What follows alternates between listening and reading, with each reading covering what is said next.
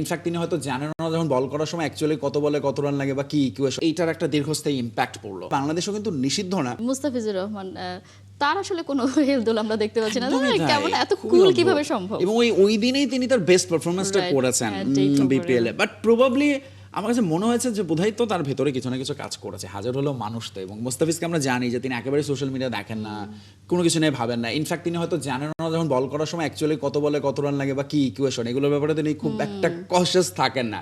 কিন্তু সেই দিন তিনি যে কাজটা করেছেন, মানে একেবারে অসাধারণ একটা ম্যাচ জয়ী স্পেল, এবং শেষ দিকে সেরকম বল করা মানে হচ্ছে যে মুস্তাফিজের ভিতর আরও কিছু করার হয়তো তাড়নাটা তো একটা ছিলই, মেবি টু শো সামথিং, বা ওই স্পিরিটটা অনেক সময় চলে আসে না ভেতরে।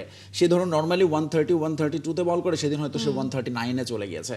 তার স্লো আর কাটারগুলো সে আরও বেশি মনোযোগ দিয়ে করেছে, এবং যার ফলাফল এটা। এবং মুস্তাফিজ আসলে এখন তো যেটা বললাম যে এর মধ্যে ডাক উঠেছে যে পিএসএল এর কোনো দল তাকে এখন সরাসরি নিয়ে নিক, যেহেতু সে আইপিএল এ নেই। ফলে মুস্তাফিজের জন্য আসলে রাস্তাটা খুবই মসৃণ।